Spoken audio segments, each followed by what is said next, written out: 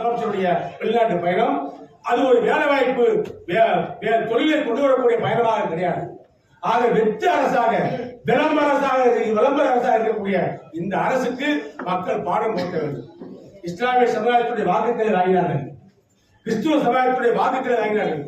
ஓசியாக 30-20% ஓட்டுகள் அவர்களுக்கு விழுந்தது. அந்த அளவுக்கு நாம் பிஜேபி அதிவேண்டி சொல்லி நம்மளை ஏமாற்றினார்கள். ஆனால் பிஜேபி மறைமுக கூட்டு வைத்திருப்போர் யார் என்பது இன்றைக்கு இஸ்லாமிய மக்களுக்கு தெரிந்துவிட்டது, கிறிஸ்துவ மக்களுக்கு தெரிந்துவிட்டது.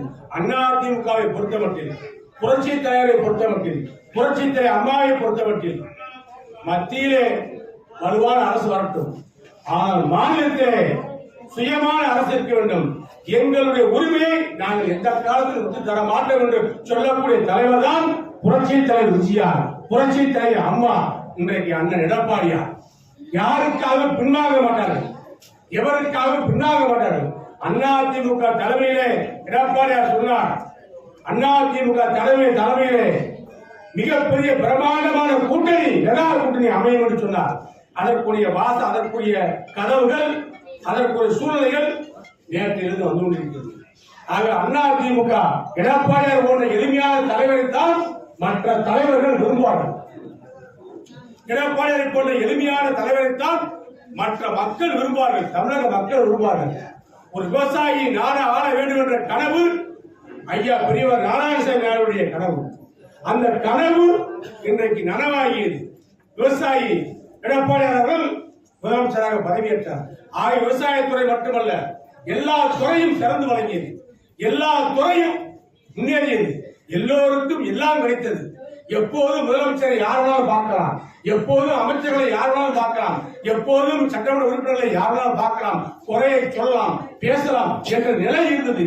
இன்றைக்கு திமுக கட்சிக்காரர்களே சொல்கிறார்கள், அடுத்து நீங்க தான் வர போறீங்க, நாங்களாம் திமுக இல்ல சொல்றது யாரு? திமுக கட்சி நிர்வாகிகள். அந்த அளவுக்கு அவர்களாலே வெறுக்கப்பட்ட கட்சியாக இன்றைக்கு திமுக இருக்கிறது. திமுக கட்சிக்காரர்களாலே ஒதுக்கப்பட்ட கட்சியாக திமுக இருக்கிறது. ஆகவே இளைஞர் வாசனை நிர்வாகிகள், வாசனையுடைய பொறுப்பாளர்கள், நீங்கள் அத்தனை பேரும் சகோதரர் பரமசிவம் சொன்னதை போல அற்புதமாக இங்கே பேசிய கருத்துக்களை எல்லாம் தெளிவாக சொல்லுங்கள்.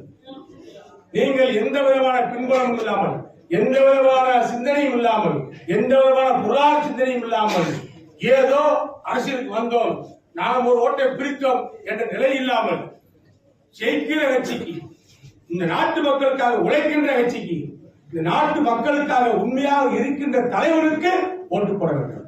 அது யார் என்று சொன்னால் இன்றைய தமிழகத்திலே எடப்பாடியார் ஒருவர் தான் உண்மையாக தமிழை நேசிக்கக்கூடியவர், உண்மையாக தமிழுக்கு உழைக்கக்கூடியவர், உண்மையாக தமிழ்நாட்டு மக்களை பாதுகாக்கக்கூடியவர். ஆகிய அவருக்கு இரட்டை சின்னத்திலே அவர் அடையாளம் காட்டுகின்றவரை வெற்றி பெற செய்யுங்கள், அவர் அடையாளம் காட்டுவதை வெற்றி பெற செய்யுங்கள், அவருடைய கூட்டணிக்கு வெற்றி பெற செய்யுங்கள். உங்களுக்கு பலமாக, உங்களுக்கு துணையாக, தமிழ்நாட்டு மக்களுக்கு பாதுகாப்பாக பார்லிமெண்டிலே எங்களுடைய பார்லிமெண்ட் உறுப்பினர்கள் தமிழ் உரிமைக்காக முழங்குவார்கள் என்று கூறிக்கொண்டு நன்றியோடு